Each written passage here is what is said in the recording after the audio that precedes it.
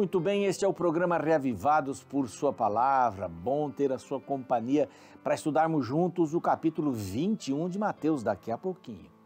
Estamos neste bloco grande de Mateus 18 ao 25, falando sobre o viver em um novo reino, o reino de Deus. Tudo gira em torno, na Bíblia, tudo gira em torno deste reino. O reino que começa já em meu coração, que pode começar já em seu coração, mas ainda não. Ele já começa, mas ainda não é o reino de Deus, que vai ser estabelecido após a volta de Jesus Cristo. Eu anseio muito este dia, anseio. E por isso, vamos estudar a Bíblia Sagrada. E nós estamos aqui todos os dias com você, porque é um capítulo cada dia, às 6 da manhã na TV. Às 6 da manhã também um novo programa é disparado lá no YouTube. Eu quero convidar você para se inscrever em nosso canal Reavivados por Sua Palavra NT. Esse é o canal, se inscreva lá, clique no sininho para receber as novidades.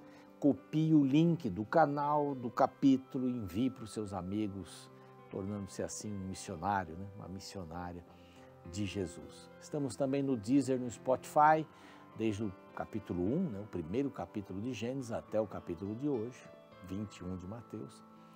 Ali você pode ouvir em qualquer circunstância, né?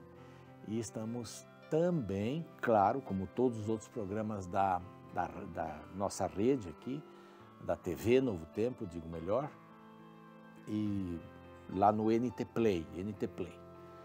Ali você encontra, inclusive, outros conteúdos, né? Entrevistas, filmes, programas infantis, vale a pena, tá bom?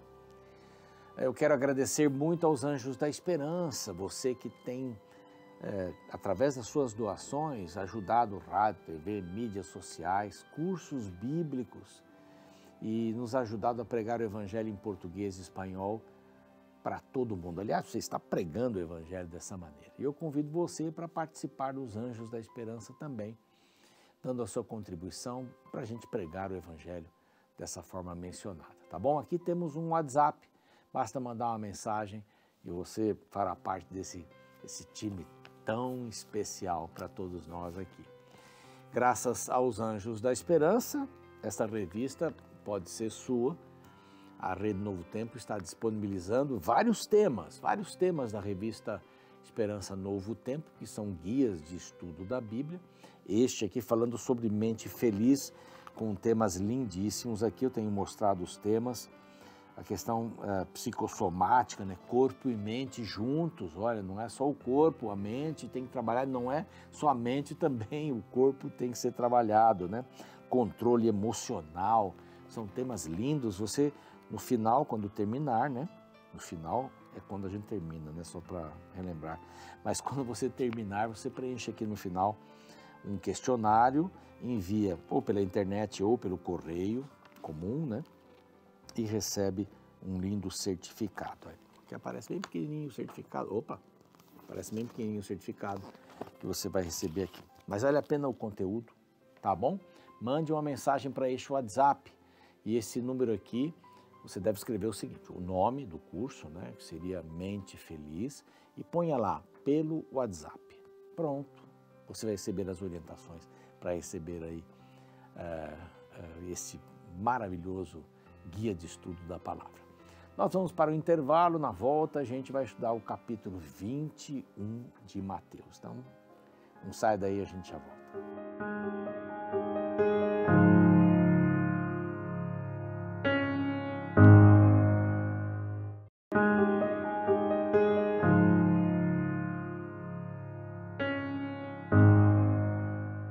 Estamos de volta com o seu programa Reavivados por Sua Palavra. Que bom que você está aí. E nós vamos estudar juntos agora o capítulo 21. Aqui a gente começa a última semana de Jesus. São 28 capítulos, nós temos daqui até o final. Né? São 8 capítulos, a última semana de Jesus. Depois da ressurreição e tal, mas essa é a última semana de Jesus. Ainda está dentro desse bloco que eu mencionei, 18 a 25. 18 a 25, que fala sobre o novo reino. O novo reino. E aqui nós vamos ver aqui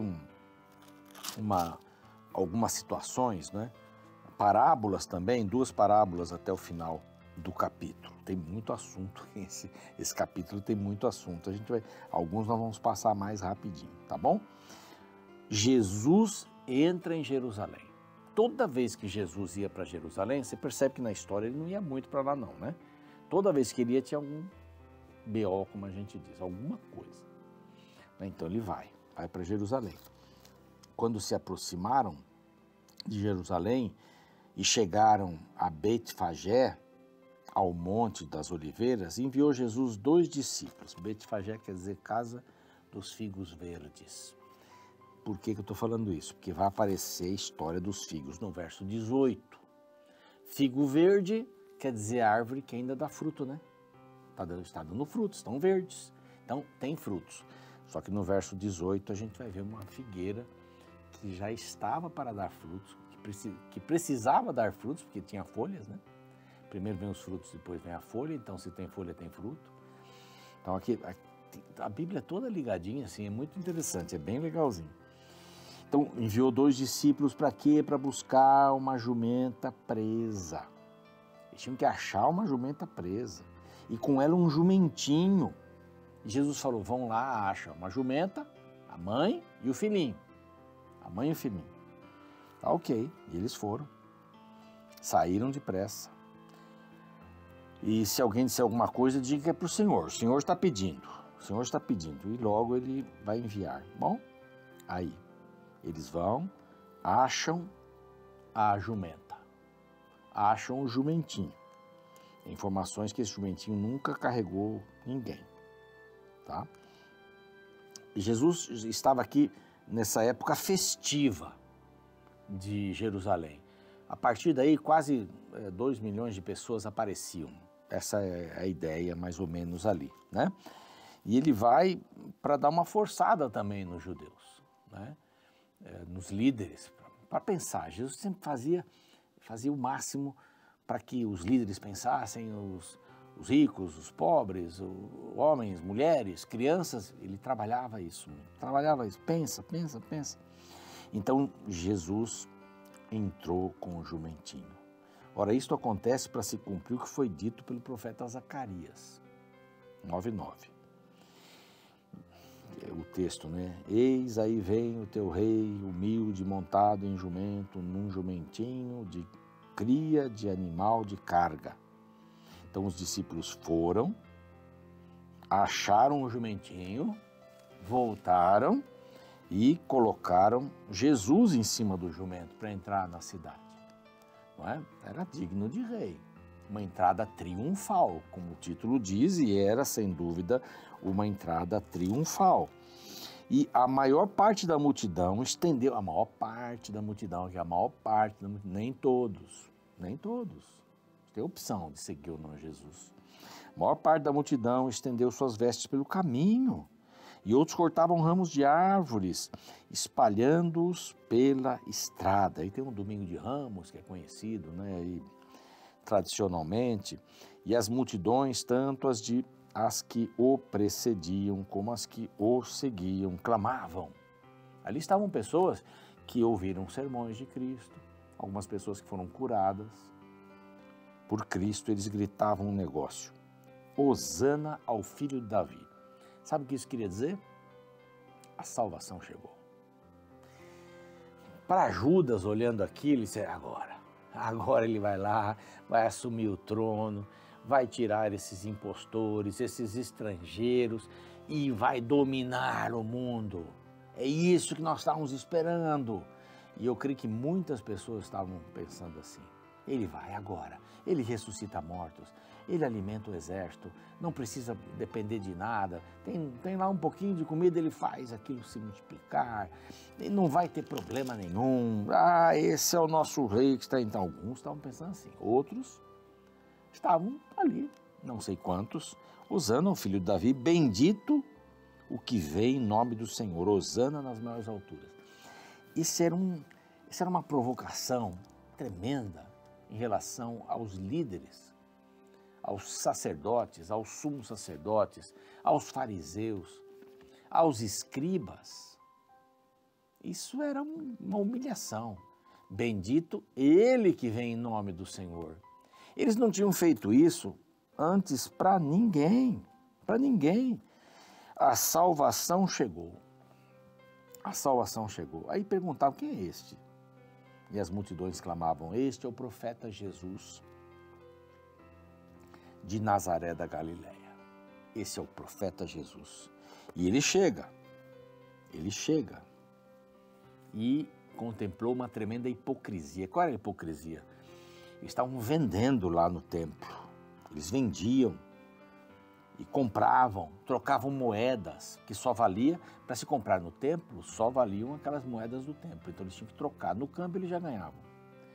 Depois eles vendiam animais mais ou menos, animais melhores, dependendo do gosto do freguês. Deus já tinha estabelecido que o cordeiro dá a quem pode pagar, a rolinha dá a quem pode pagar, a pomba dá a quem pode pagar, se não a farinha para quem não pode pagar, um animalzinho, uma ave.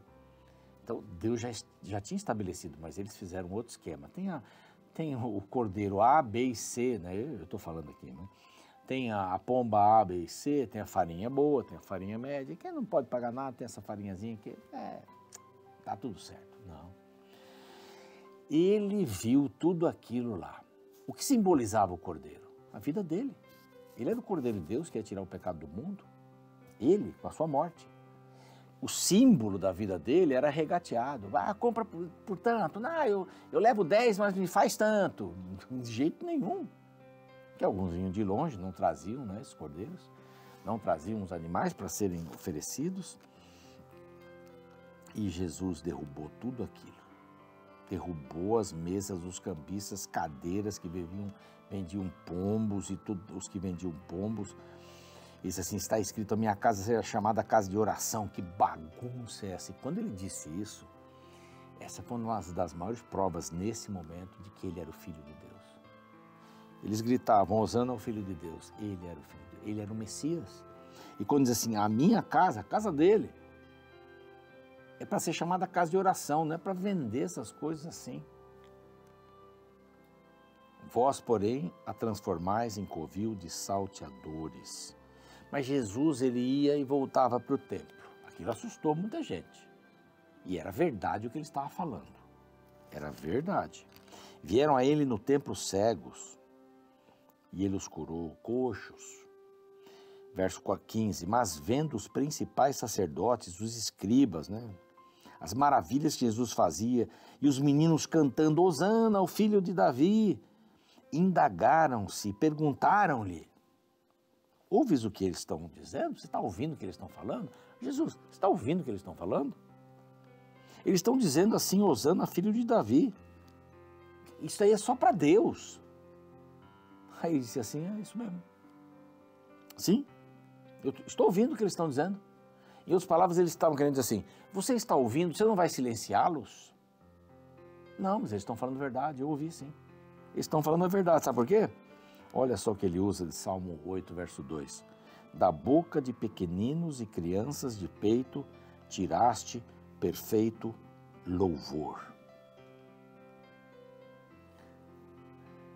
Como eles vão ficar quietos? Como eles vão ficar quietos? Eu estou aqui. Eu sou o filho de Davi. Como eles ficarão quietos? Não vão ficar quietos, porque eu estou aqui. Terrível, né? Cedo de manhã, ao voltar para a cidade, ele ia voltar para a cidade, teve fome, diz o verso 18, viu uma figueira, uau, que figueira extraordinária, cheia de folhas. Ah, hoje eu comi figos no almoço, eu gosto muito de figos, adoro figos. Gosto de misturar o figo com iogurte, mas aquele iogurte assim, sem nada, sem doce, né? O iogurte, aquele que a gente vai fazendo em casa com semente e tal. Minha esposa sabe fazer isso. Adoro figo, adoro figo. Ela sabe disso. Ah, Jesus viu aquela figueira e falou, deve ter uns frutos grandes. Mas tudo era uma questão de instrução, né? De aula. E o mestre Jesus encontrou aquilo, não havia figos, somente folhas. E ele usou como ilustração. Ele secou a videira. Secou a videira. Aí, mas como vai secar a videira? E ele disse assim, bom, não fiquem espantados, não. Fiquem espantados. tudo que você pedir com fé, isso vai acontecer, eu posso fazer isso, eu criei a videira, eu posso secar a videira. Mas qual a grande lição aqui?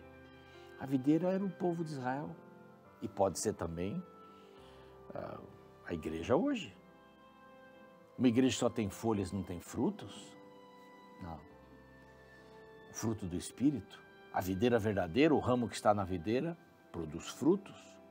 Olha só. Essa é mais ou menos a ideia aqui. Liga com a figueira verde, né?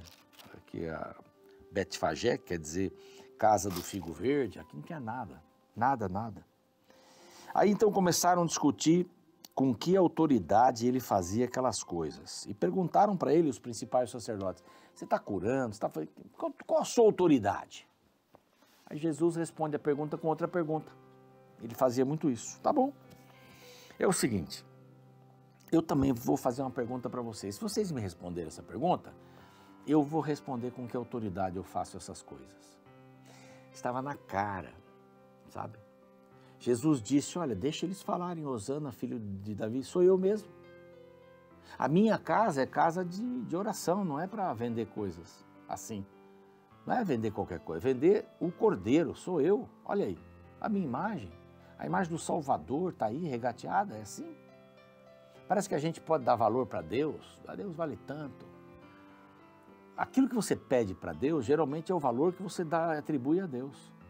E quando ele diz aqui, olha, importante, finalzinho, cadê aqui? Está aqui. Tudo quanto pedis, verso 22, em oração crendo recebereis. Jesus não está falando assim, quero um carro, quero uma casa. Tudo, você pode orar sobre isso, sem problema nenhum. Mas aí você diz assim, mas não recebi o emprego que eu queria, a saúde não voltou, a pessoa morreu. Mas se não é para pedir tudo, tem que ter fé, você não teve fé. Não, não é isso. Tudo que você pedir, que tem que ver com a vida espiritual, ele vai conceder para você, porque esse é o tesouro que ele pode lhe dar. Os bens materiais até podem aparecer, mas nós não cremos na teologia da prosperidade, de jeito nenhum. Não tem sentido. Bom, então, vou fazer uma pergunta. Qual é a pergunta? A pergunta é essa. De onde era o batismo de João? Do céu ou dos homens? Se eles respondessem, é do céu, aí Jesus podia dizer, por que vocês não foram batizados?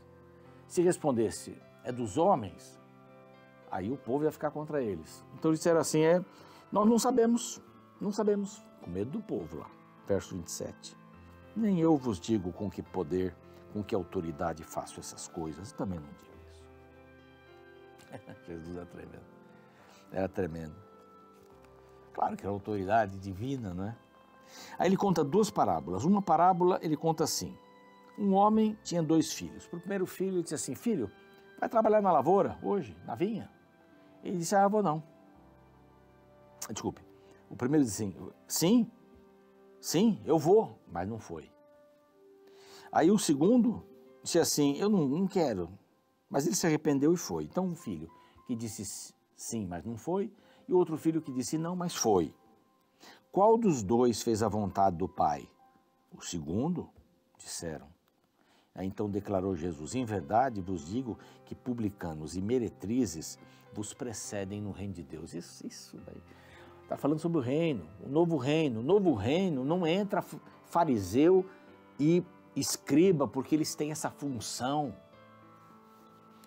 Entram aqueles que foram, que aceitaram, mesmo que disseram não, mas aceitaram. Os fariseus fazem o contrário, eles dizem sim, aquela capa, aquela aparência, sim, mas o reino não está no coração. Não é aparência, não é? E atitude é. Eu não fui, mas disse sim, para criar uma política boa. Então ele diz assim que, por que os publicanos e meretrizes vão antes dos fariseus no reino do céu? Porque João veio a vós no caminho da justiça e não acreditastes nele, ao passo que os publicanos e meretrizes acreditaram nele. Não é aparência, não é o sim que você fala e depois não vai, não aceita, não vive.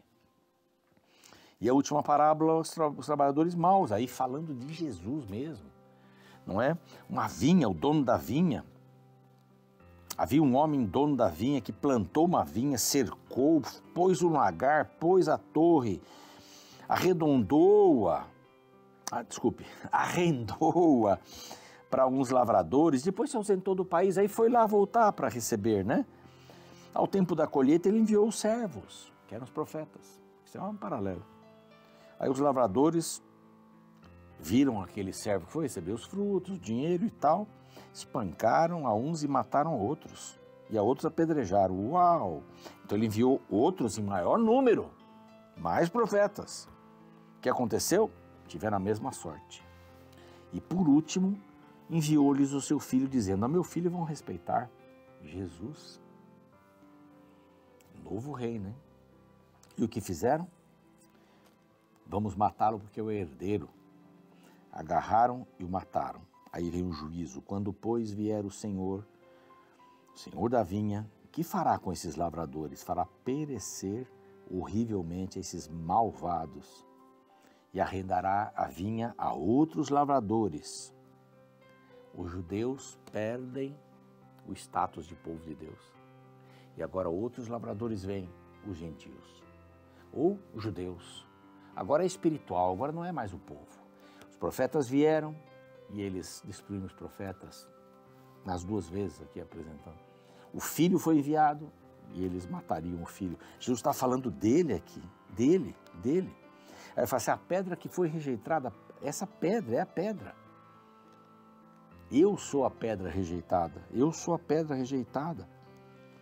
Aí os sacerdotes, né? Ele fala mais alguma coisa, amanhã eu posso repetir mais, mas agora é uma nação espiritual. E os sacerdotes e fariseus ouvindo isso entenderam que falava deles.